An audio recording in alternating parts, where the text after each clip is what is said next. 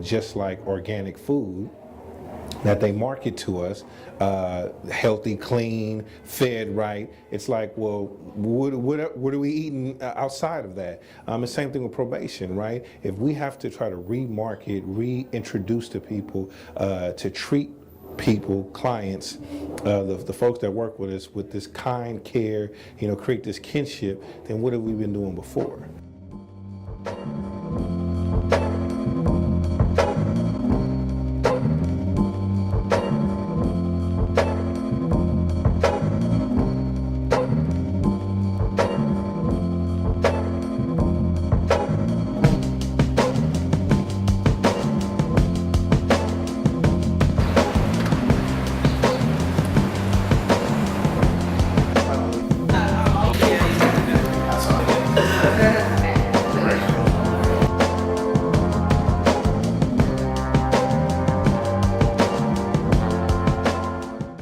My name is Fred Dabbs. I'm currently a Deputy Probation Officer with Alameda County Community Probation.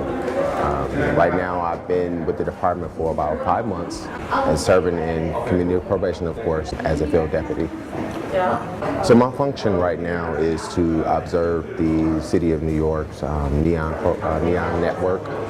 What I want to do is kind of find out how they got started, how the program has been maintained since they've implemented the different neons in various communities in New York, and just kind of get a feel of just the overall effectiveness of their program so we could possibly bring it to Alameda County.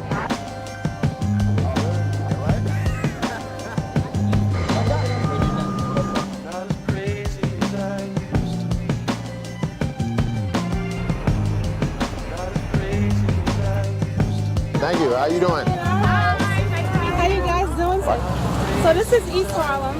In this area, there's a lot of methadone clinics, drug treatment. So that's how come, like if you notice.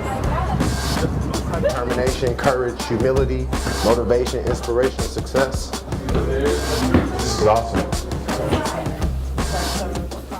We have 2 probation officers that are here. And they just blend in with the staff. So when we built out the neons, each one of the neons came attached with a specific program. One of my favorites and one of the most successful is Arches. And it's because it was developed with the community.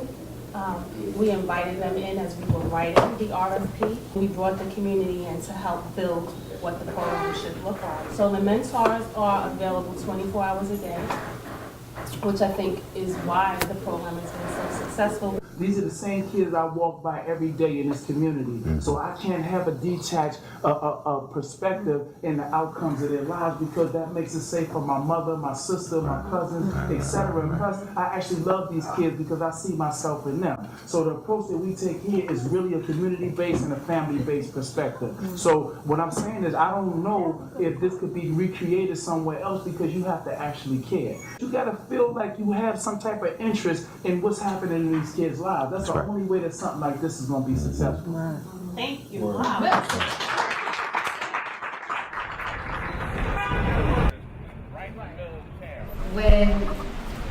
But when it's just not geography, it's also being part of the community. So we really wanted to do this move into the neon, paying attention to the community, paying attention into how they felt about us, going through a whole educational series of what probation is about. They just think that we're all about law enforcement and nothing else.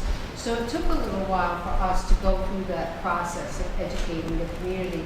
And it also took us a little while to identify who should we be talking to. It just made sense for us to get closer to the population that's on probation.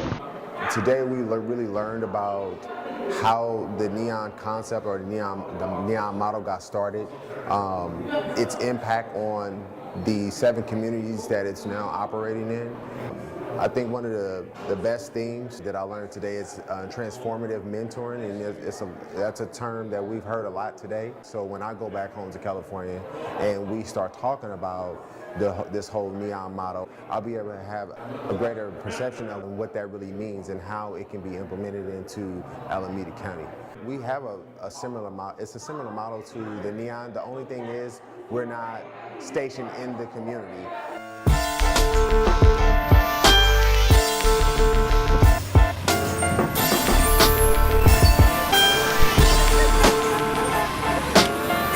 My name is Issa Ewan-Kraus, and I am the Assistant Chief Probation Officer for Alameda County Probation Department. In the capacity of the Assistant Chief, I'm really learning a lot more about how important it is to have the key stakeholders engaged and involved in the process, and how important it is to get community buy-in on the front end. The concept of the community stakeholder groups is really intriguing. I think we do a lot of work with our CBOs, our community-based organizations, but having them more involved in the planning process on the front end, I think is really beneficial. Or that nothing can be accomplished from the things I wish to be. Tell me that I'm not fanatic for the things I feel inside, for they're but flowers of oppression born of a pain I cannot hide. Don't look upon my actions as the acts of one insane when I take up modern weapons to defend my father's name. Just let your eyes scan through the ghettos and through the books of history. Then you'll understand this feeling and just how it came to be. Sure, I must admit I'm bitter for the precious blood I've bled, and for the many years of oppression you bestowed upon my head, for the rape of my grandmother and the mulattoes that you left, and the many years of slavery with its legacy of death. Oh, don't tell me I'm a dreamer. Oh no, it's you who cannot see, for I'm just another victim of a very cruel reality. Thank you so much.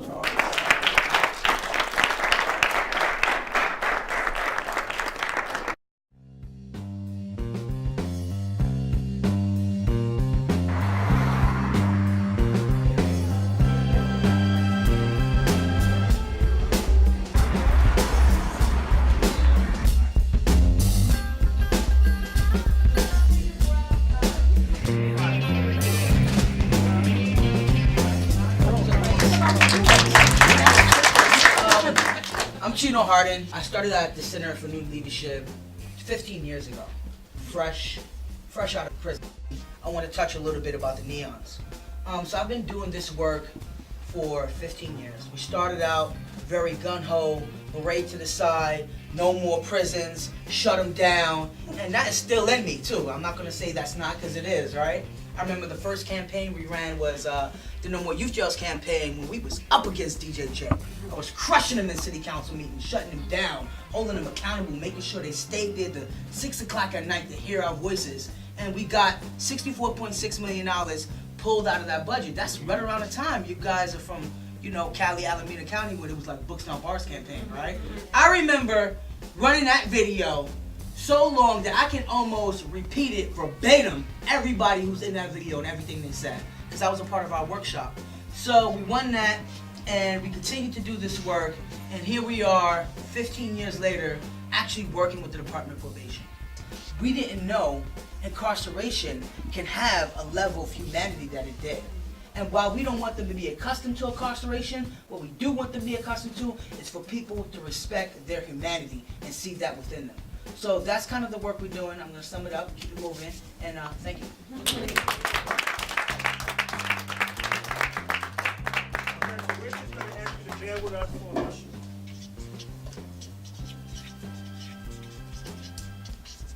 You're role playing. Okay, so Miss Burke, how are you? I'm fine, Chief. How are you?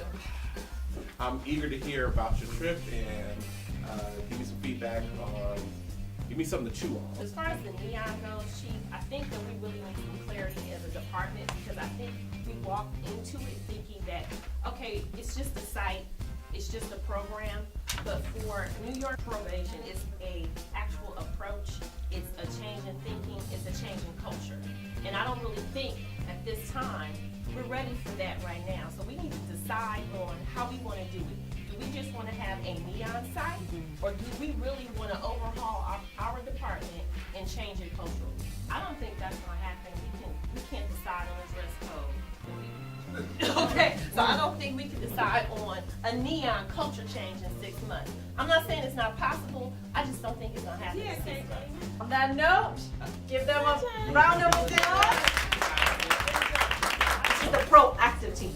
You know, Chief, we believe in this model, and we have highly engaged staff already that are committed to making changes. We know that though we have deficiencies that we have to work in, but we are putting things in place. We're starting IVIS, we're starting things that are helping people rethink. We're thinking about Target, we're thinking about trauma-informed care and the things that we need to do to change the mindset of our staff. Just like she said, we realize it's going to be a culture change, but we need to start making some steps towards this change. And if we get enough dedicated staff on this plan, which I feel like we have, just being on this trip and having the staff here and seeing that difference, we can help infect the rest of the department with the spirit they need to make these changes. We have multiple initiatives that'll help us move in this direction, and this is the right way to go. So even though it might be hard, that doesn't mean this should stop us.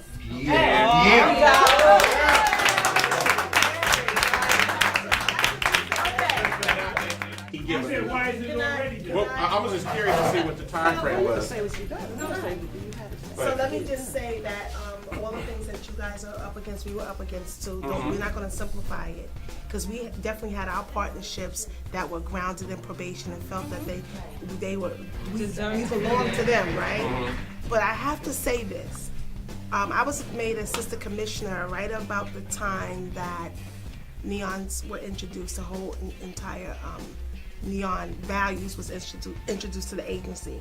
So Brooklyn is the second biggest probation department behind Alameda County in this country. I'm in charge of that. Neon is just one part. If you just think about neons, that's one part of what we do.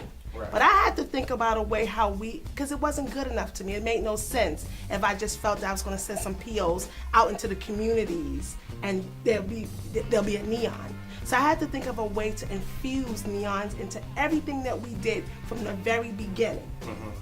Actually, it's easier to do it that way, right? It's just an easier concept and it made more sense to staff. The first thing you have to have is the commitment. Did I know how to do it? I'm looking at all these clients I'm responsible for, all this staff. And in Brooklyn, my staff has been there forever. They are the most resistant. Brooklyn will bring it.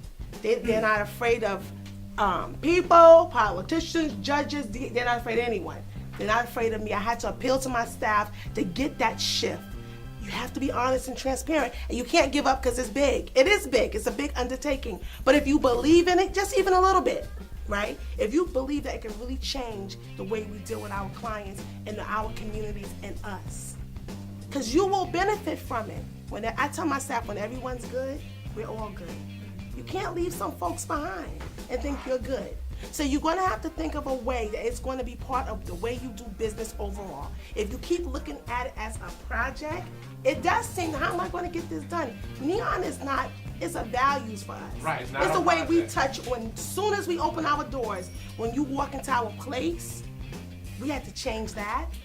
If you come and see our where we are now, you wouldn't believe it's a probation department. It's the way we interact, it's the way we treat people respectfully, it's the way we answer phones, it's the way we value each other, it's the way we do our reports, the way we push back on police, judges, the way we have our people stand up for themselves. So you gotta be ready for that.